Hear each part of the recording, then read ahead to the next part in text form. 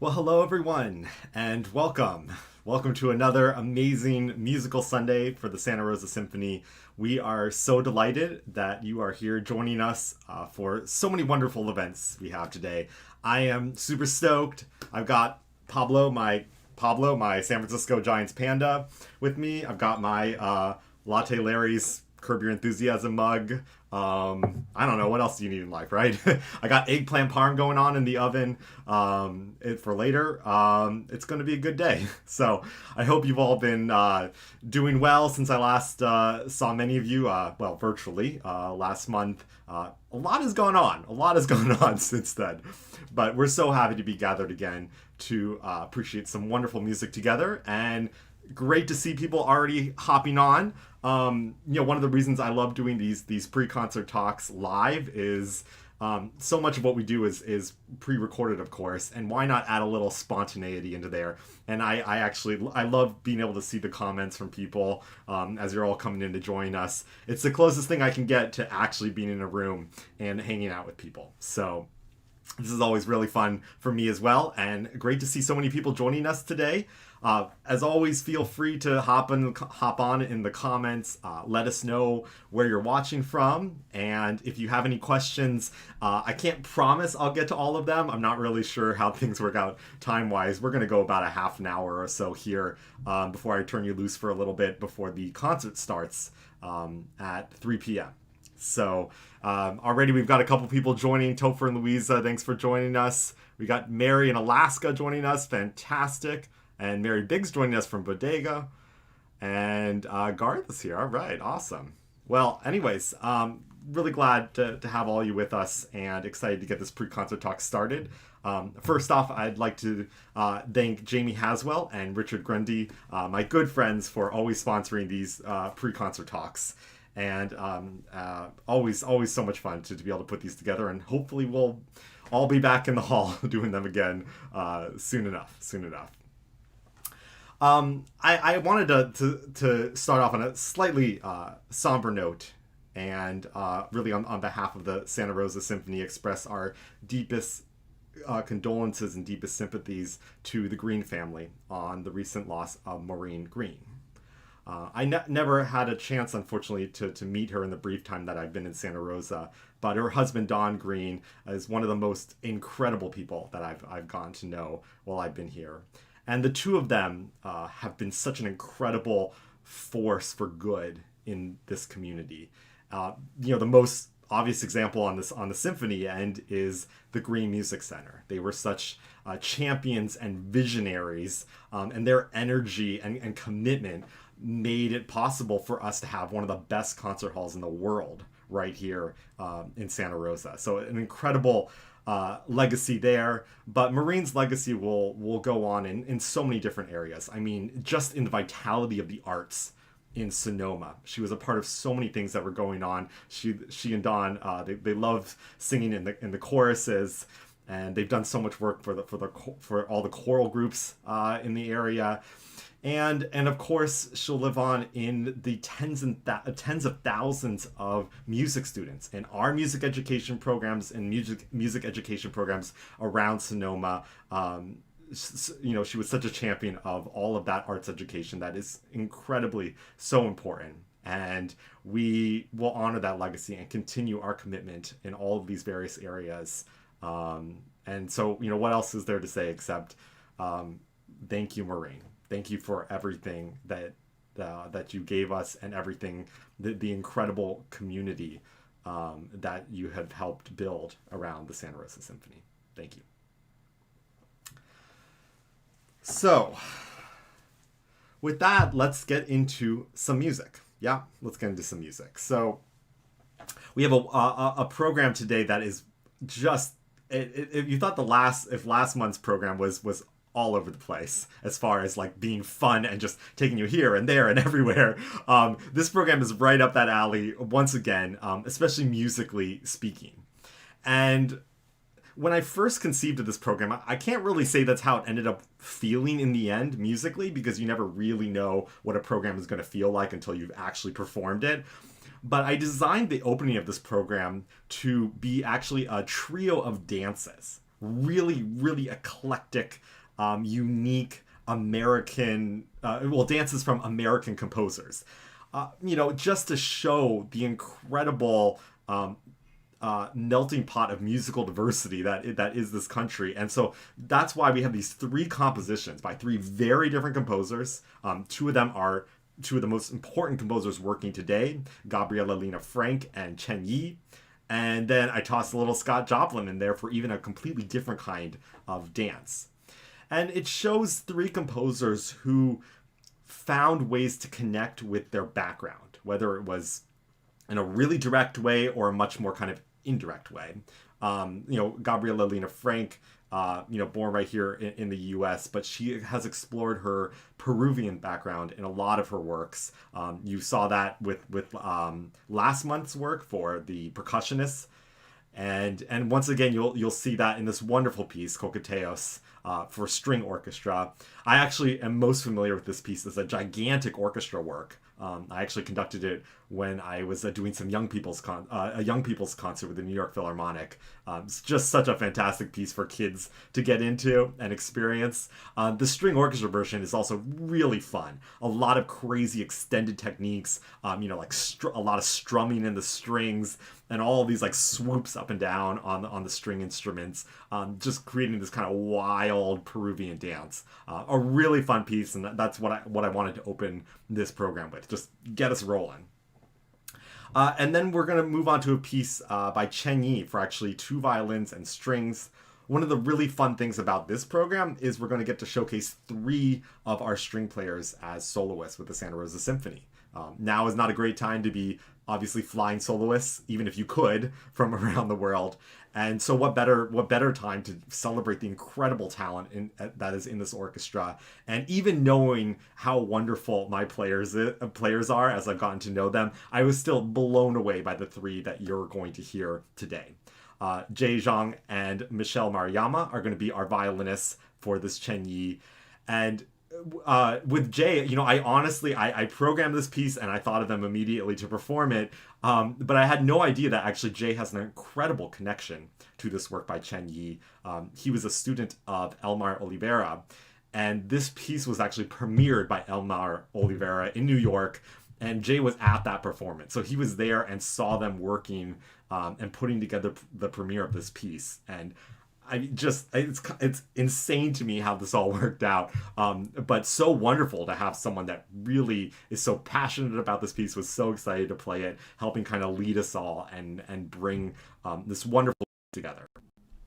And like Gabriela turned to her Peruvian background, we have Chen Yi, the Chinese American composer. Now, she was born in China, in southern China, Guangzhou, and she her teenage years were when the Cultural Revolution happened. And I don't have time to go to all the details of her story. Might I suggest that if you want to read one of the most incredible composer stories, read a little bit about Chen Yi and what she went through with the Cultural Revolution as a teenager, being sent to the labor camps. She was already a promising young musician, but everything was taken from her except her violin. But she had no music to practice. And so part of her story was being in this labor camp and then just teaching herself violin and improvising on violin, taking some of the melodies that she was hearing some of the folk melodies that people would sing around her. And that was a lot of her musical development. Eventually, she studied in the Shanghai Conservatory, and then came to study in the U.S. as well. And of course, now she's one of the most famous composers in the world. But what an incredible, what she went through was just horrifying and remarkable that she came through it so strong, and has turned her attention to really bridging Eastern and Western culture in her music in an incredibly compelling and beautiful way. And this is just one of many, many examples of that with this Romance and Dance. And Jay will explain it a little more in his introduction to the piece. But essentially, she's trying to imitate Chinese dances throughout this piece. And it's not Chinese dances. There is Chinese dances for sure. Chinese instruments. So specifically like ones that are plucked and the ones that have like slides on them. The dance is really connected with Peking opera. And so there's a lot of different things going on in this piece. It's absolutely fascinating. I think you're really going to find something really special in this piece. It's certainly one of the most unique works that I've ever approached and had to study and learn.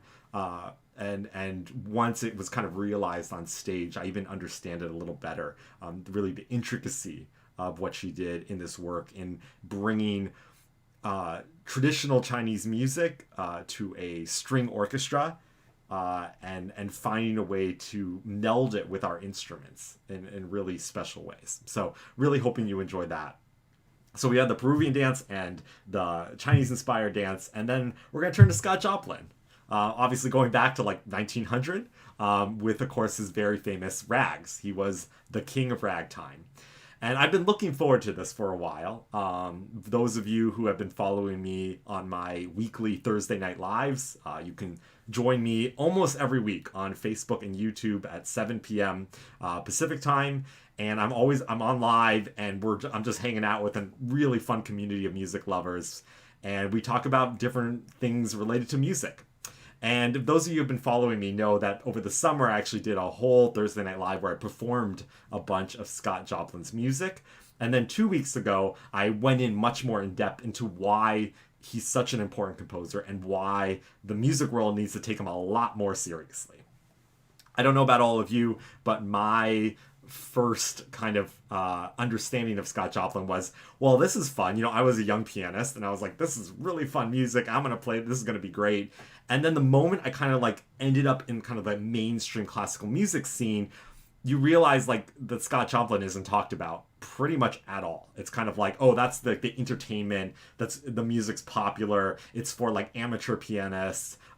It really doesn't get talked about. It's once you go to music school, you go to conservatory, it's lost. You don't end up talking about it anymore. And one of the things that's really been sad to me is with the events of this past summer, all these orchestras and musicians around the world are looking back at the history of Black composers and all these composers that have been underrepresented in our music and finding really compelling and interesting ways to bring them back.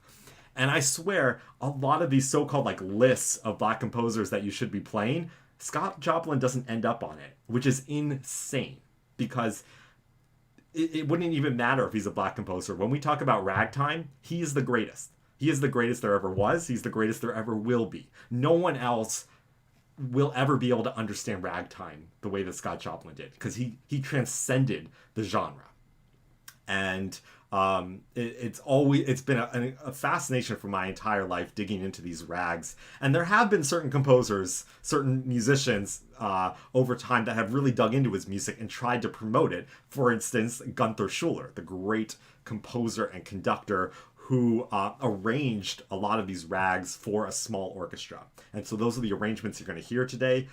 William Bolcom, the great American composer and pianist, actually wrote a whole bunch of more modern rags, but recorded all the Scott Joplin rags.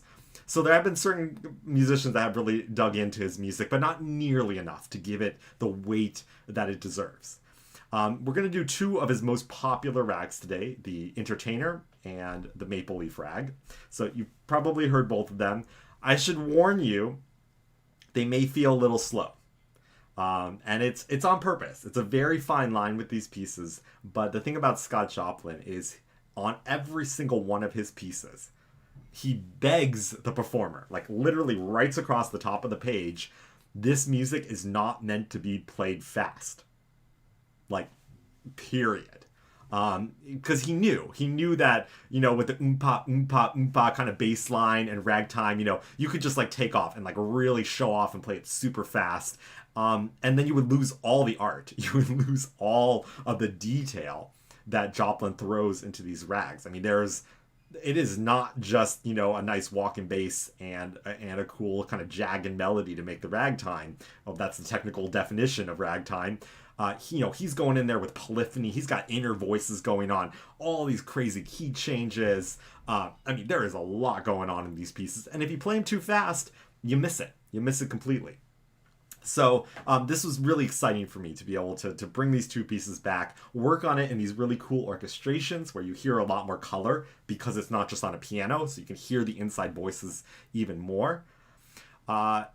To really to really dig into these pieces with the musicians in the orchestra, I think we had a really good time with this, and trying to bring out a lot of the contrasts and make it sound as edgy as I really think this music is. So really fun passion project for me to be able to bring these two rags to you today.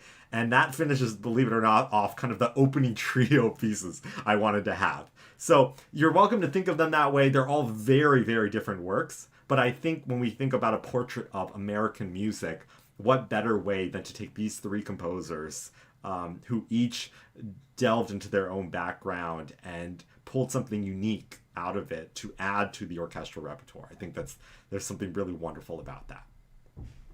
And then we're going to continue on. We're going to finish off our first half by featuring our principal cellist, Adele Akiko-Kearns. I've enjoyed working with Adele so much since I've joined the orchestra, and really delighted to be able to showcase her on this just jaw-droppingly gorgeous piece. The funny thing about Max Bruch is, he didn't write anything for orchestra, really. He was a choral composer. He wrote a lot of miniatures for solo instruments and orchestra, but didn't write really any serious symphonic music. And so it's easy to kind of forget about him until you're programming a concerto for an instrument, to feature an instrument, and then suddenly he shows up again. Great pieces that he wrote for violin and orchestra, clarinet and orchestra, and cello and orchestra. And so when you start thinking about featuring instruments, suddenly he shows back up in the conversation again as one of the really great romantic composers. I think there's a lot of reasons around that.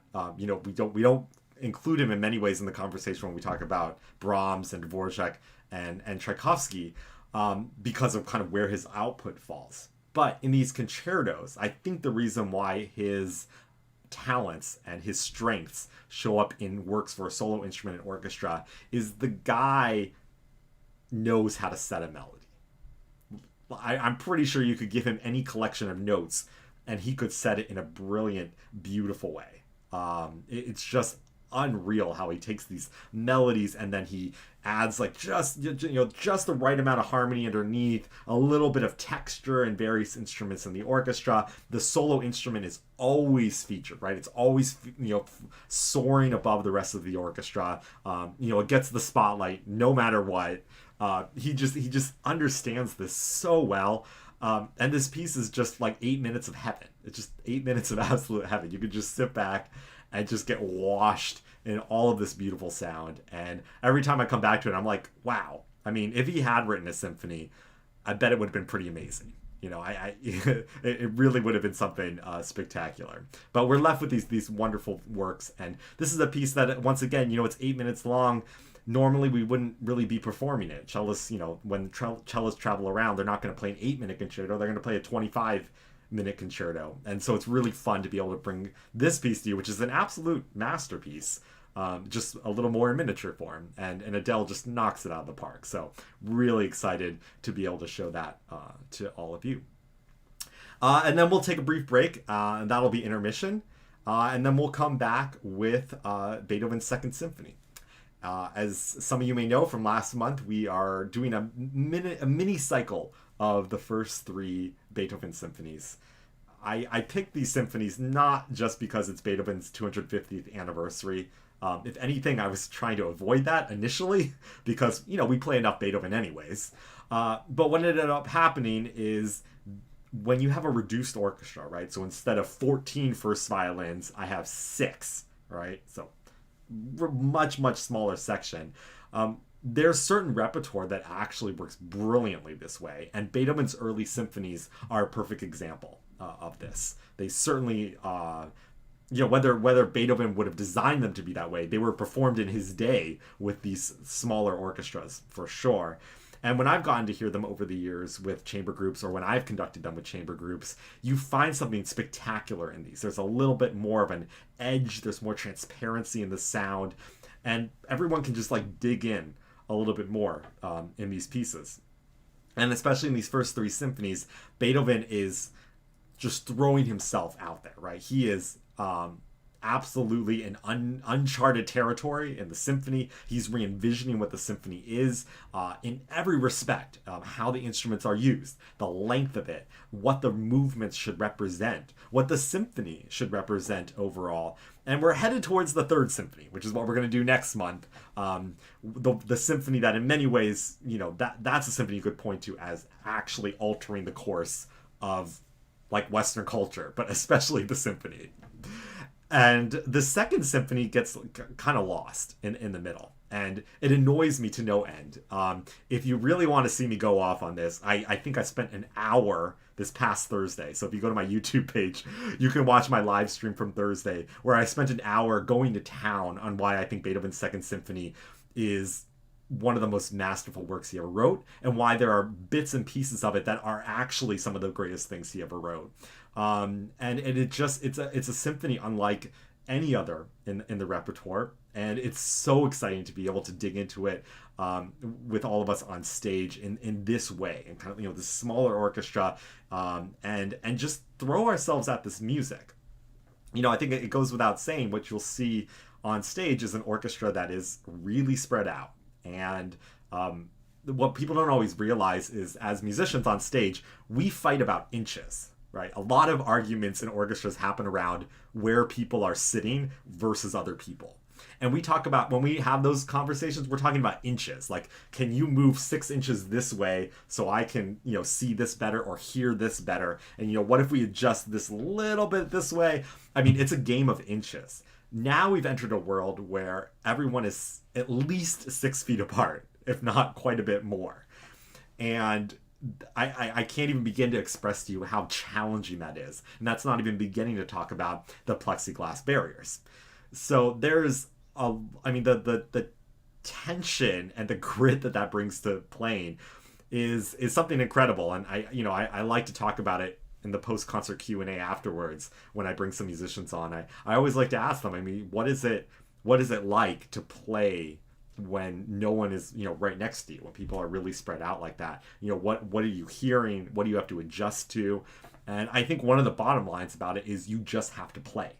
You can't sit there and finesse things. You just got to go for it. And that's what Beethoven always wanted anyways in his music. He wants people to just go for it. If you see something on the page and you think it should go like this, just go for it. And you can't sit there in this kind of orchestral configuration with the amount of time that we have and the logistical challenges that we have. You can't sit there and nuance every little thing. You have to trust the energy in the room and what your colleagues are doing and what we're all trying to do, and just go for it. Because every individual musician is putting a lot more on their back than you normally would, especially in the string sections. So really fun to approach the Second Symphony this way. It's hard for me to pick and choose like what things to point out in the symphony. I would just say appreciate that what Beethoven accomplishes in this work is a little bit of everything from all of his other symphonies. All the ones that would come, the germs of them are contained in this symphony. And maybe that's why it's frustrating for people, because it's not a cohesive work in some ways. It's a little bit of everything. And you have this majestic first movement, incredible in scope, absolutely massive. And then you have this intimate, painfully intimate second movement starting to build. Beethoven's starting to discover how he wants slow movements to be. So it's a quite extended slow movement. And then it goes weird. Then it gets a little goofy. We get this very kind of stilted minuet in the third movement. And then a fourth movement that is just... it's just crazy maniacal laughter at the audience, at the musicians, at the world. Beethoven's starting to go deaf at this point. He's just figured it out. And rather than hide and cry, he's kind of shaking his fists at the world in this piece, I think, in a certain way. And it's definitely really fun to see him doing that. Okay, so as per usual, even on a virtual pre-concert talk, where I'm looking at a clock right here, I'm definitely going over, because one of the most requested things I got from last time was, would you do another Backstage tour? And so I, once again, right before the concert, went around with my phone and shot some of what was going on backstage when we were going through our recording session. And I hope you enjoy getting to see a little bit about Backstage and some of the wonderful people that are helping make this all possible. So let's take a little tour of what was happening at the concert hall last week. Well, hello everyone, and welcome to another little backstage tour to show you what's going on here. We're about, I don't know, T minus like 50 minutes to our concert recording, and I'm actually here with Alex Kahn, the Director of Orchestral Activities at Sonoma State University. Alex, besides being a really great friend, is this amazing conductor, and he's been incredibly helpful with the Santa Rosa Symphony, everything we've been doing, and especially right now, I'm going to flip this around to you instead.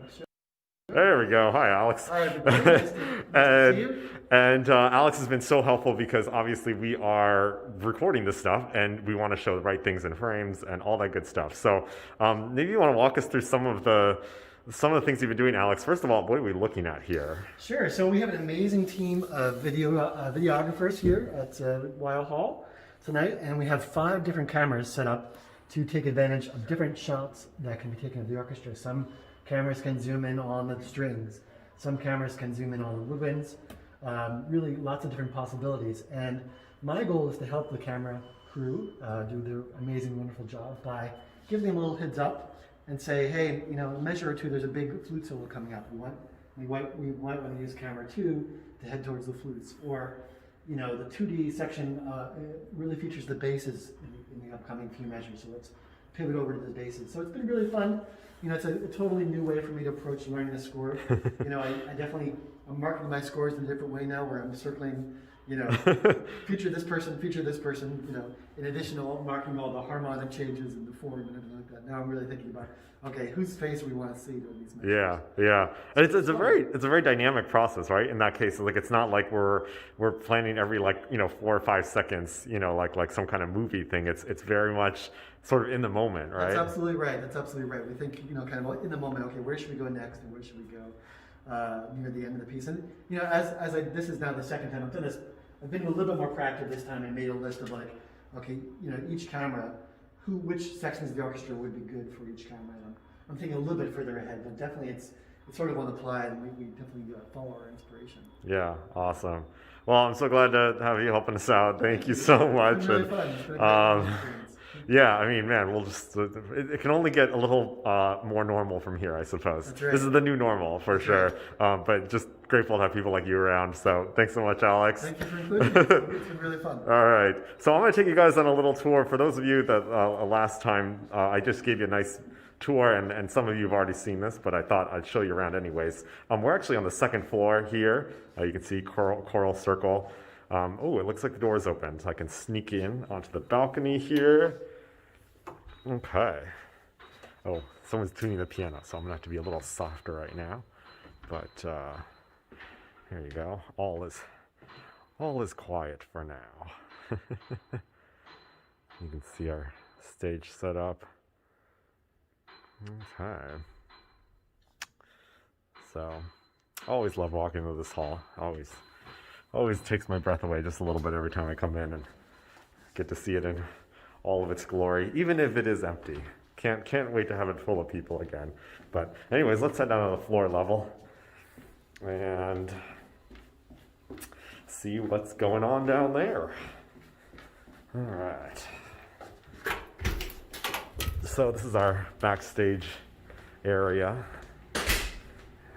And so this is the recording booth. I think last time actually the door was locked. I didn't get a chance to show you. So you know, things are a little different right now.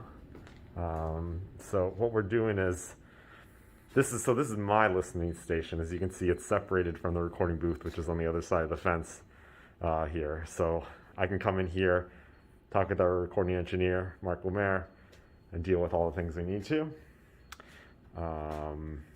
And it's definitely, you know, it's one of the new things about this process is I want to be listening constantly to what's going on, because it's you know, what you're hearing in the end is a combination of all the different microphones and how we're mixing them. And I'm trying to create the experience of you, you know, being in the hall as much as possible instead of being in a couple mics, you know, that are hanging over the orchestra. I want you to feel like if you were sitting in the center of the Greene Music Center, what would that sound like?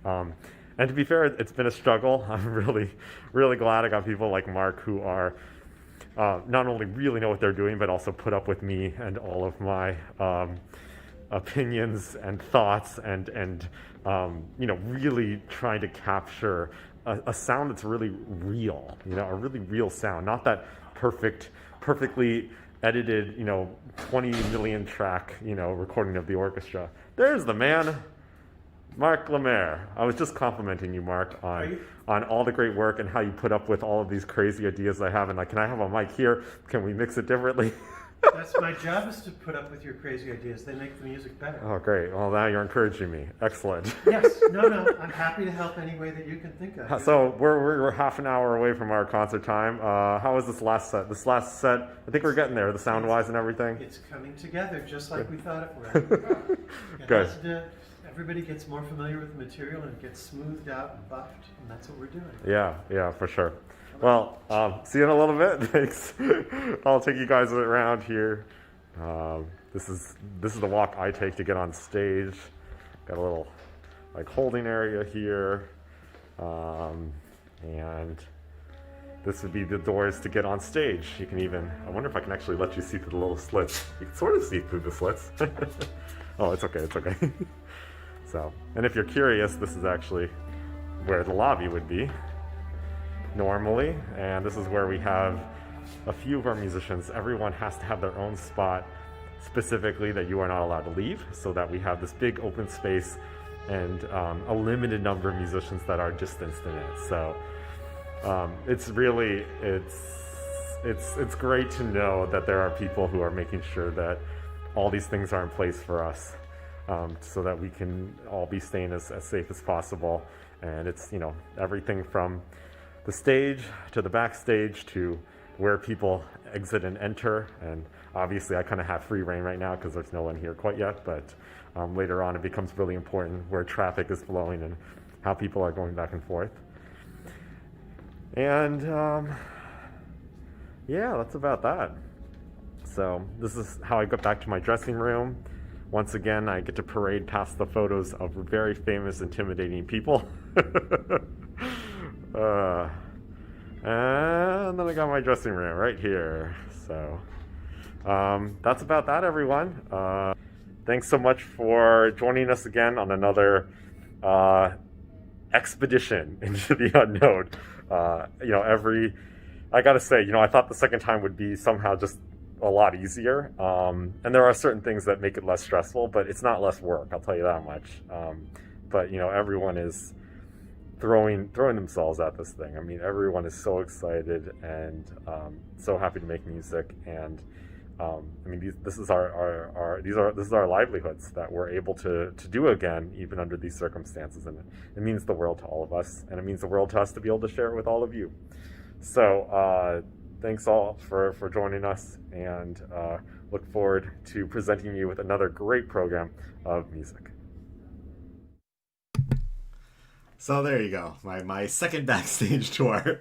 Looks like I'll be collecting these as we go.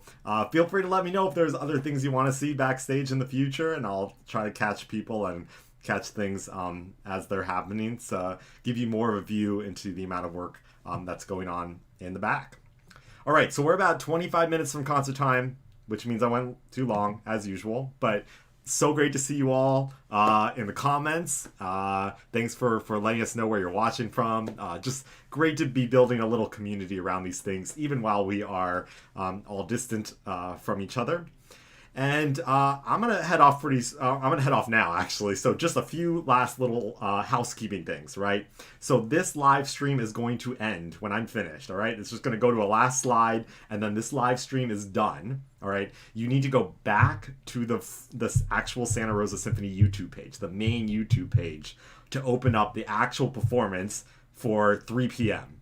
It'll start running earlier, 15 minutes earlier. It'll start running. But the performance will start at 3 p.m. on that link. So make sure you get off of this one eventually, because I'm just going to shut it down so that you can go to the performance. There's still a few ways you can help us. Make sure you subscribe to the Santa Rosa Symphony YouTube channel. There's a button you can click there, subscribe. It's free, but it builds up the number of people who get updates when we go live, when we start our concert premieres and all this sort of thing. It's just a really helpful way for you to get a reminder instead of always having to worry if you're missing something. So please subscribe to our channel, and there's still time to spread the word. There's 25 minutes, so you can get on social media and share our link, let people know what you're doing, how you're making it special. I know when I end this link, I'm going to take a few minutes, I'm going to go back downstairs, I'm going to finish making my eggplant parm for tonight, have a little nice dinner with Chloe, and she made some wonderful focaccia. So we make these into really wonderful days, and I hope you all are as well. Thanks again, really so much for being a part of this. We are relying entirely on the goodwill and the trust and the deep love that I know we all have for music to make this possible. It's so important to me that all of these events today are free. They are free so that everybody can have access. No one should be denied access to the arts right now. We're all facing different challenges in life, and being able to come together like this, even if it has to be distanced, is so very important. And for every person that we can reach and bring them into our fold, that's why we're here. That's our mission, is to reach as many people as we can with these programs in our community and around the world. So thank you so much, everyone. Go get a drink, get something good to eat, relax, take a break, and we'll see you again for the performance at 3 p.m. Bye, everyone.